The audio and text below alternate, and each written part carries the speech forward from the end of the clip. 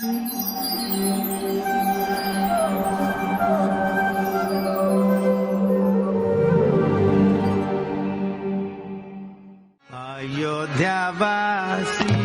राम राम राम दशरथ नंदन राम। हरे कृष्णा। भगवान राम को मर्यादा पुरुषोत्तम भी कहा जाता है। मर्यादा पुरुषोत्तम श्री राम, क्योंकि वे विषम परिस्थितियों में भी सदैव नीति सम्मत रहे। उन्होंने वेदों और मर्यादा का पालन करते हुए एक सुखी एवं समृद्ध राज्य की स्थापना की। स्वयं की भावना व सुखों से समझौता कर न्याय और सत्य का साथ दिया। फिर चाहे राज्य त्यागने, बाली का वध करने, रावण का संहार करने या सीता को वन भेजने की बात ही क्यों न हो। हमारे वक्ता श्रीमान विश्वरूप प्रभु जी मर्यादा पुरुषोत्तम श्री राम के दिव्य चरित्र से हमें अवगत करवाएंगे। श्रीमान विश्वरूप प्रभु जी ब्रह्म मध्व गौड़ीय संप्रदाय में परम पूज्य राधानाथ स्वामी महाराज के ब्राह्मण दीक्षा प्राप्त शिष्य हैं। उन्होंने मुंबई विश्वविद्यालय के ग्रांट मेडिकल कॉलेज एवं जे हॉस्पिटल से सन 1985 में MBBS की डिग्री प्राप्त की। सन 2007 में उन्होंने सैन डिएगो, कैलिफोर्निया से palliative care and hospice administration की फेलोशिप की डिग्री प्राप्त की। वे श्री चैतन्य सेवा ट्रस्ट के ट्रस्टी हैं, जो कि 12 अस्पतालों का संचालन कर रहा है। वर्तमान में वे भक्ति वेदांत अस्पताल एवं संशोधन संस्थान समूह के डिप्टी डायरेक्टर हैं तथा वे स्पिरिचुअल केयर प्रशिक्षण एवं शिक्षा विभाग के प्रमुख भी हैं। वे स्टार प्लस, कलर्स, ETC तथा अन्य आध्यात्मिक चैनलों पर दिखाए जाने वाले आत्मा नामक श्रृंखला में भगवद गीता पर नियमित वक्ता हैं। तो आइए श्रवण करते हैं मर्यादा पुरुषोत्तम श्री राम के विषय में श्रीमान विश्वरूप प्रभु जी के मुखारविंद से। धन्यवाद। हरे कृष्ण। जय श्री राम। तो जैसे ही लव कुश इन दोनों को संत का आशीर्वाद प्राप्त हुआ कि आपको एक दिन जिनका चरित्र आप गा रहे हो उनके सामने ही ये गाने का अवसर प्राप्त होगा। यथावकाश संत के आशीर्वाद के अनुसार लव कुश दोनों की ख्याति पूरे अयोध्या में फैल गई। प्रभु रामचंद्र तक उसकी ख्याति पहुंच गई। तो प्रभु रामचंद्र ने उन दोनों को अपने दरबार में इस महान कथा का गायन करने के लिए आमंत्रण दिया।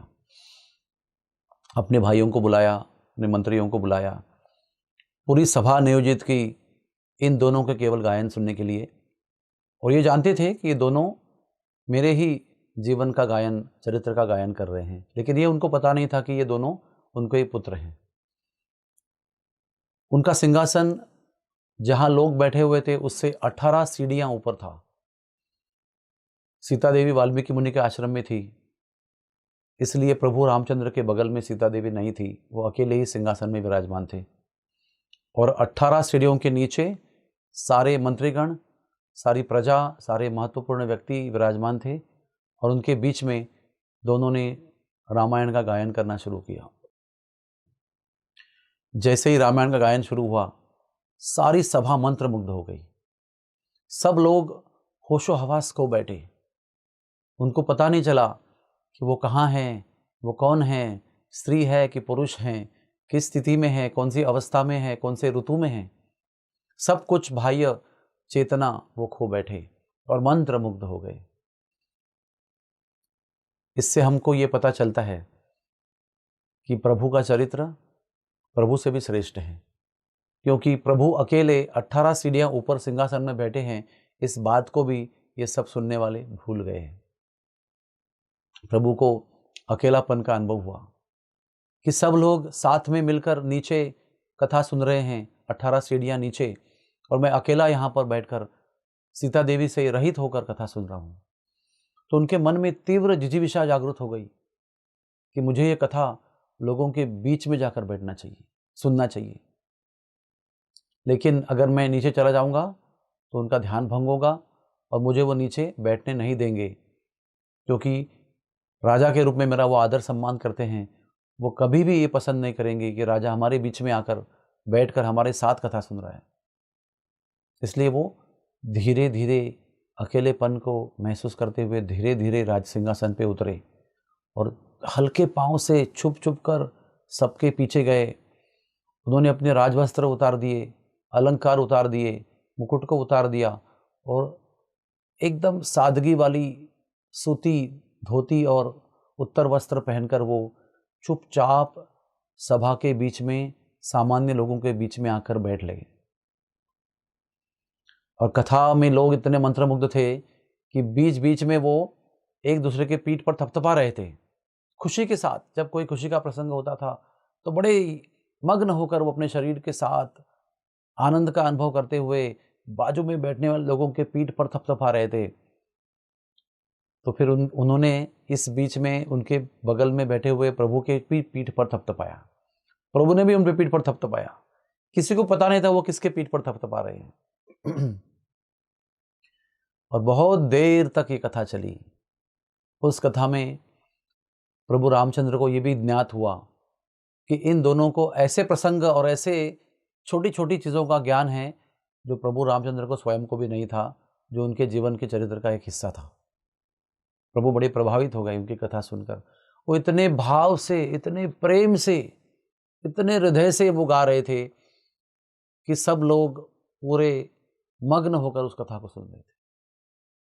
अंत में कथा में ऐसा प्रसंग आता है कि सीता देवी को विवाह के पश्चात, फिर राज्याभिषेक के पश्चात गर्भवती अवस्था में वाल्मीकि मुनि के आश्रम में भेज देते हैं और फिर यथावकाश उनको लव कुश नामक 2 पुत्र प्राप्त हो जाते हैं। तब प्रभु रामचंद्र को यह अनुभूति होती है कि ये दोनों मेरे ही पुत्र हैं। वो बड़े भाव विभोर हो जाते हैं।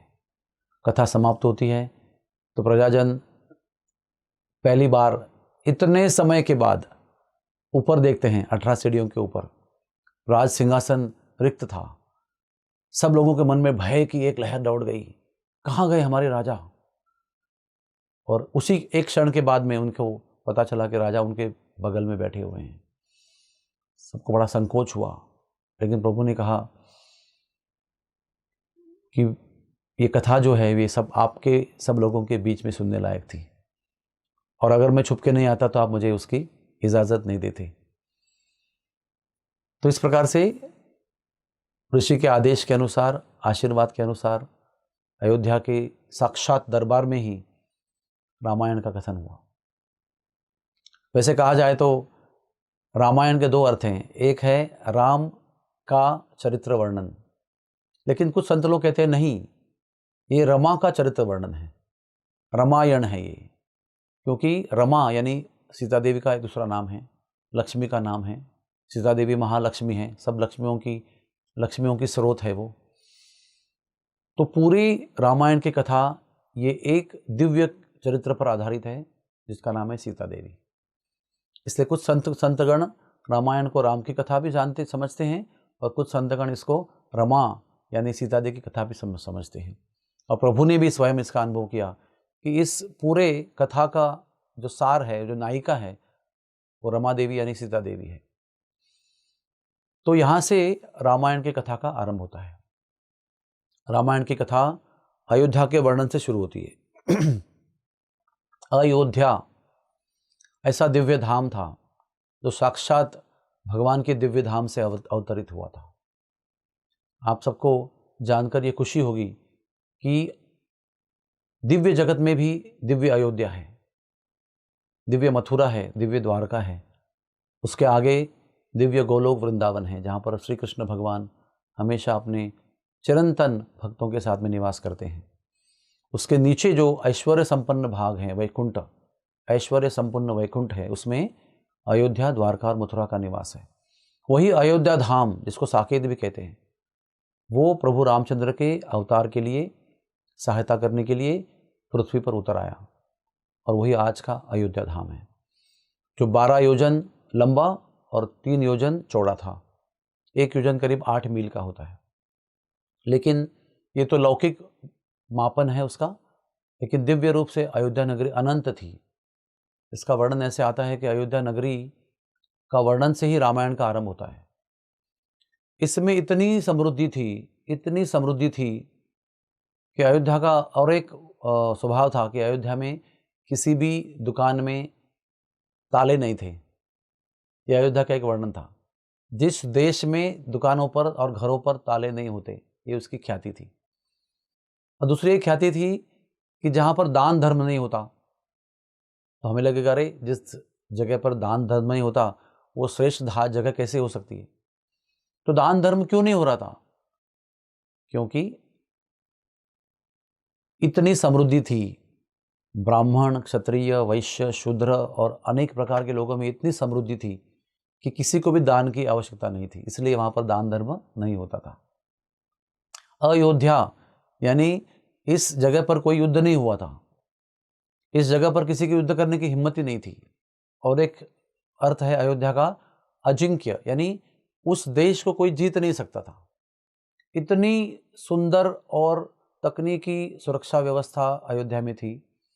इतने दूर दूर तक फैले हुए खंदक थे उसके अंदर, इतने गहरे थे कि बादल भी एक तरह से भूल कर उस खंदक में प्रवेश करते थे और वहाँ से बाहर निकलना उनके लिए मुमकिन नहीं था, इसलिए पूरी वर्षा उसी में करते थे। और बड़े दिव्य सागर के समान उस खंदकों का स्वरूप हो गया था, जो चारों तरफ अयोध्या को घेर कर उसकी सुरक्षा करता था।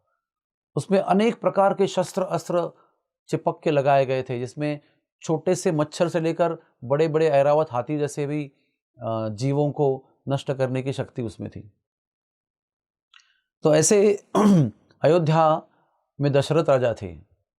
दशरथ का मतलब है जो 10 दिशा में एक ही साथ में रथ को घुमा सकता है, 10 दिशा में बड़ी कुशलता से रथ चला सकता है और युद्ध में बड़ा पराक्रम कर सकता है। इस प्रकार का रथ चलाकर, उनका नाम तो दशरथ। तो वो दशरथ महाराज उनके राजा थे, इतने दिव्य गुण संपन्न थे, देवताओं की, ऋषि मुनियों की सबके कृपा पात्र थे वो। तो ये दशरथ में, ये अयोध्या में और एक विशेषता थी कि यहाँ पर ना कोई अंतर शत्रु था ना कोई बाहर शत्रु था। दूर दूर तक राज्य की सीमाएं फैली हुई थी। दशरथ महाराज पूरे विश्व के अनभिषिक्त राजा थे। उसका अर्थ होता है कि सब राज्यों का राज्याभिषेक उनको करने की जरूरत नहीं थी, लोग हृदय से उनको राजा मानते थे। उसको ही अनभिषिक्त राजा कहते हैं। अनभिषिक्त यानी अनअभिषिक्त, हर जगह बैठकर अभिषेक होने की जिनको आवश्यकता नहीं है, लोग हृदय के सिंहासन पर उनको विराजमान करके अपना राजा मानते हैं, ऐसे दिव्य राजा को अनभिषिक्त राजा कहते हैं। तो अंतर शत्रु भी नहीं थे और बाह्य शत्रु भी नहीं थे।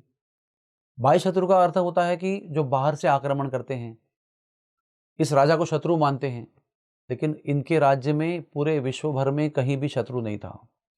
सब लोग बड़े हृदय से दशरथ महाराज के आधिपत्य में अपने आप को रखने में और अपने राज्य को चलाने में अपने आप को धन्य मानते थे। और रही बात अंतर शत्रु की, काम, क्रोध, लोभ, मोह, मत्सर, इस प्रकार के शत्रु भी इनके राज्य में किसी भी प्रजा के हृदय में नहीं थे। इसलिए कोई मतभेद, कोई शत्रुत्व, कोई पीड़ा, कोई यातना, कोई मत्सर इस राज्य में नहीं था। ऐसी थी अयोध्या, हर प्रकार से समृद्ध थी और वहां पर दशरथ राजा राज्य कर रहे थे। कहते हैं कि जो पानी की व्यवस्था होती है वो 2 प्रकार की होती है। एक है देव मात्रक पानी की व्यवस्था, जल व्यवस्था, और एक है नदी मात्रक जल व्यवस्था। देव मात्रक जल व्यवस्था का स्वभाव है कि जब वर्षा होगी तब जल प्राप्त होगा, तब जीवन चलेगा। तो पूर्णतः देवताओं पर निर्भर रहकर जो जल व्यवस्था होती है उसको देव मात्रक जल व्यवस्था कहते हैं। देवताओं के लिए यज्ञ करते हैं, उनको प्रसन्न करते हैं, और जितना जल देवताओं को देना है, जब देना है, कितने ऋतु में देना है, उतना देवता देते रहते हैं। उस पर निर्भर रहने की जल व्यवस्था को देव मात्रक जल व्यवस्था कहते हैं। और एक व्यवस्था है नदी मात्रक जल व्यवस्था, जिसमें राजा जो देव मात्रक व्यवस्था से जल प्राप्त होता है उसका अच्छी तरह से व्यवस्था करता है, उसको स्टोर करता है, जमा करता है, और इस प्रकार के पानी की व्यवस्था करता है कि अगर कभी अकाल भी आएगा तो भी पूरी जनता को जल व्यवस्था पूरी तरह से प्राप्त होगी। दशरथ महाराज के अयोध्या में नदी मात्रक जल व्यवस्था की पूरी योजना थी, और ऐसे प्रकार से जल को वो जमा कर रखते थे कि कभी अकाल भी पड़ गया बीच में तो भी किसी प्रजाजन को पता भी चलता नहीं था कि इस साल वर्षा नहीं हुई, इस साल अकाल पड़ा हुआ है। एक बार क्या हुआ, 11 साल तक वर्षा नहीं हुई और किसी को पता नहीं चला, राजा को भी पता नहीं चला। इतनी जल की सुंदर व्यवस्था अयोध्या में थी, लेकिन 11 साल के बाद में जमा किया हुआ जल के जितने भी साधन थे, कुंड, सरोवर, तालाब, बहती हुई नदियाँ, जहाँ जहाँ जल संभाल के रखा हुआ था, वो भी समाप्त होने लगा। तब राजा के कानों पर खबर आई कि जल की व्यवस्था अभी नहीं है, जल की कमी का, जल के अभाव का अनुभव हो रहा है। तो राजा ने ऋषि मुनियों को पूछा, क्या कारण है इसका? हमारे राज्य में ऐसे कभी नहीं हुआ है, 11 साल तक वर्षा नहीं हुई और पता भी नहीं चला। खैर, अच्छी व्यवस्था थी, लेकिन ऐसा क्यों हो रहा है? तो वशिष्ठ गुरु थे उनके, और ऋषिगण भी थे, गुरुजन भी थे, आचार्य थे। सबने बताया कि शनि की वक्र दृष्टि आपके राज्य पर चल रही है। हर राज्य पर कुछ समय के बाद में शनि की दृष्टि और समय का कार्यकाल आता है, वो आपके राज्य में चल रहा है। तो तुरंत दशरथ महाराज क्रोधित हो गए। रथ को सवारा उन्होंने, आदेश दिया सारथी को, और तुरंत रथ लेकर वो चल पड़े शनि लोक की ओर। और उन्होंने शनि लोक पर आक्रमण करने के लिए वहां पर प्रस्थान किया। और जब शनि लोक के पास पहुंचे तो शनि ने भी देखा कि दशरथ महाराज इतने तेज से लेकर, इतने क्रोध से लेकर मेरी ओर आ रहे हैं, तो उन्होंने अपनी दृष्टि का पात किया उनके ऊपर। उनके केवल दृष्टिपात से ही दशरथ महाराज बेहोश हो गए। एक जगह ऐसे भी लिखा है कि शनिदेव और दशरथ महाराज का घनघोर युद्ध हुआ। उस घनघोर युद्ध में शनि महाराज ने फिर ऐसा शस्त्र फेंका दशरथ के ऊपर, दशरथ बेहोश हो गए। एक जगह ऐसे लिखा है कि दशरथ महाराज के ऊपर केवल पहली बार ही दृष्टिपात करते ही वो बेहोश हो गए, और रथ से गिरकर, क्योंकि वो अवकाश में जा रहे थे, तो उनका रथ भी अवकाश में था, शनि लोक भी अवकाश में था, तो वहां से रथ से गिरे वो, और बड़ी तेज गति से गुरुत्वाकर्षण के प्रभाव से जमीन की ओर आने लगे, मृत्यु को ही प्राप्त होने वाले थे। उस समय गरुड़, जो जटायु नाम के गीध जो थे, वो इतने तेजी से उनके नीचे गिरने के भी गति से अधिक गति से नीचे गए, और अपने दोनों पंख इस प्रकार से फैलाए और गिरते हुए दशरथ महाराज को अपने पंखों पर लिया। उनके 2 पंखों में से एक पंख भी इतना पर्याप्त था कि रथ के साथ वो दशरथ को स्वीकार कर सकते थे। तो उन्होंने अपने शरीर पर रथ के साथ दशरथ को गिरते हुए संभाल लिया, और फिर अपनी गति से धीरे धीरे बेहोश दशरथ को रथ पे बैठे हुए जमीन पर लेके आए। उनकी शुश्रूषा की उन्होंने, उनको फिर दष्टपुष्ट किया, होश में आए। तो होश में आते ही फिर क्रोधित हो गए, कहाँ है मैं, कहाँ हूं मैं, यहां कैसे आ गया? जटायु ने कहा कि तुम बेहोश हो गए थे शनिदेव के प्रभाव से, इसलिए मैं तुम्हें नीचे लेके आया हूं। तो क्षण भर का भी विचार न करते हुए उन्होंने कहा, चलो मुझे वापस ले चलो। तो रथ लेकर फिर आकाश में गए, फिर शनि लोक के पास गए। जब शनिदेव ने देखा कि मेरे द्वारा, मेरे अस्त्रों से प्रभावित होकर, बेहोश होकर गिरने के बाद भी अगर कोई व्यक्ति दोबारा मेरे सामने खड़े होकर आह्वान देने की शक्ति रखता है, तो एक महान जीव है, वंदनीय जीव है। तो शनिदेव तुरंत वहां पर युद्ध नहीं करते हैं, वहीं से उनको आशीर्वाद देते हैं कि मैं आपके शूरता से, वीरता से और दिव्यता से इतना प्रभावित हो गया हूं कि आपके अयोध्या में आज के बाद में कभी भी मेरा काल और मेरी वक्र दृष्टि नहीं आएगी। फिर उनका आशीर्वाद प्राप्त करके जब दशरथ महाराज लौटने लगे, तो फिर उनकी मुलाकात जटायु से होती है, क्योंकि इस सब बीच में वो जटायु का धन्यवाद करने के लिए उनको समय प्राप्त नहीं हुआ था। तो जटायु को जब शांत स्थिति में मिलते हैं, अभी शनिदेव का आशीर्वाद प्राप्त हुआ है, कभी हमारे अयोध्या में शनि का काल नहीं आएगा, तो बड़े प्रसन्न होकर जटायु से अपना कृतज्ञता व्यक्त करते हैं और कहते हैं, जटायु मांगो, जो चाहे वो वर मांगो। आचार्यगण लिखते हैं कि कितनी भी अगर खुशी हो जाती है या कितना भी दुख हो जाता है, व्यक्ति को फिर भी अपने मन के संतुलन को खोना नहीं चाहिए। और अगर किसी को वरदान देने की बात आती है, तो ये सोच विचार करके वरदान देना चाहिए कि वो वरदान अगर मांगेगा तो उसकी पूरी करने की शक्ति मुझ में है या नहीं है। लेकिन आनंद में विभोर होकर कृतज्ञता से विभोर होकर कहते हैं कि जो चाहिए वो और मांगो। उस समय जटायु कहते हैं कि जब तुम्हें पहला पुत्र होगा तो वो मुझे दे देना, वो मेरा पुत्र के रूप में कहलाया जाएगा, माना जाएगा। तो दशरथ महाराज, हमने सुना है कई बार, रघुकुल की ये रीत चली आई, प्राण जाई पर वचन न जाई। पूरे रघुवंश में जहाँ से ये वंश शुरू हुआ है, इनकी ख्याति थी कि जो भी कहेंगे, मृत्यु भी आएगा तो भी उसको पूरा करेंगे। यथावकाश हमारी कहानी आगे बढ़ेगी तो हमको पता चलेगा कि जन्म होते ही पहले ही दशरथ महाराज बालक राम को लेकर जटायु के पास गए। इसके बाद में और एक विशेषता थी अयोध्या की कि यहाँ पर वीर लोग इतने निपुण थे वीरता में कि ध्वनि को सुनकर वो लक्ष्य भेद करते थे। हो सकता है कोई लक्ष्य आंखों से दिखाई न पड़ता हो, उसकी तरफ से ध्वनि आती हो, उस ध्वनि का लक्ष्य भेद करने की कला सभी वीरों में थी।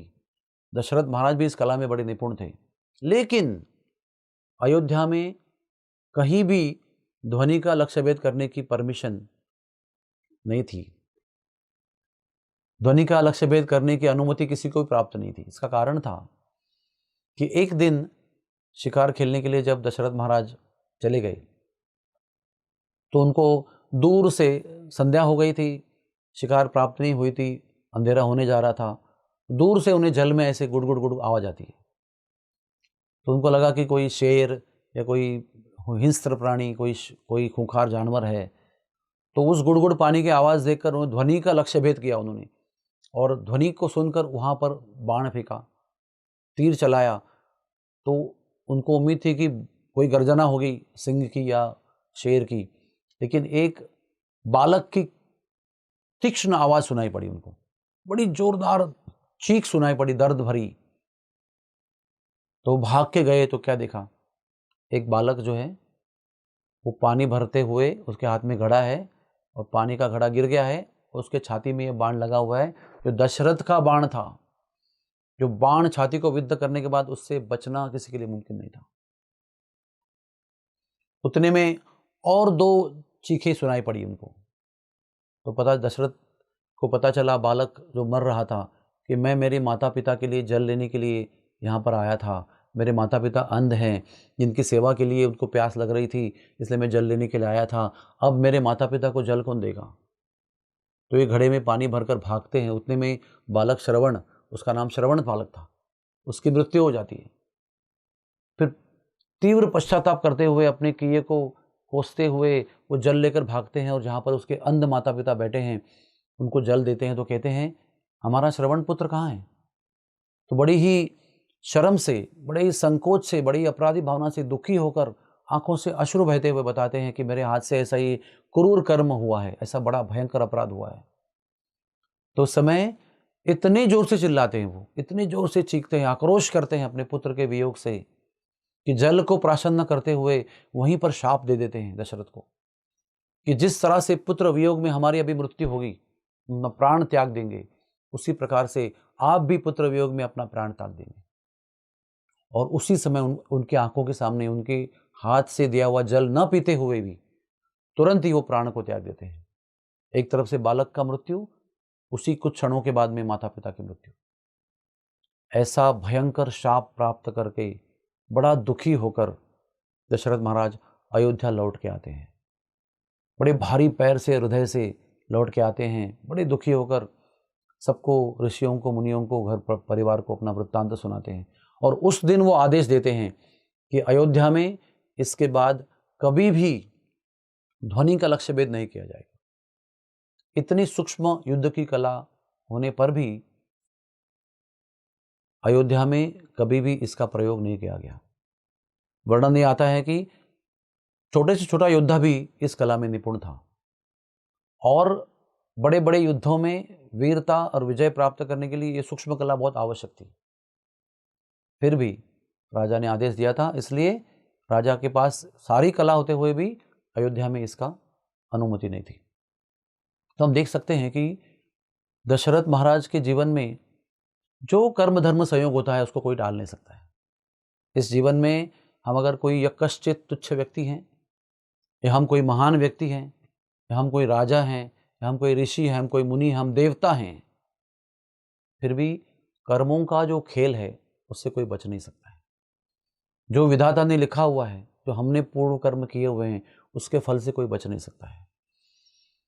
और एक अनुभूति इस कथा में हमको मिलती है कि भौतिक जगत में पदम पदम यत विपदम न तेषाम, हर कदम पर संकट है और हर कदम पर अनहोनी हो सकती है जिसका हम विचार भी नहीं कर सकते।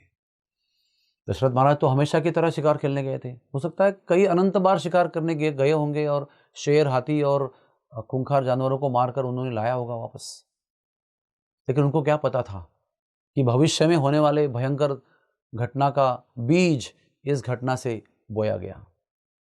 जरा से भी कल्पना न होते हुए, कोई अनुमान न होते हुए अचानक ऐसी घटना हुई।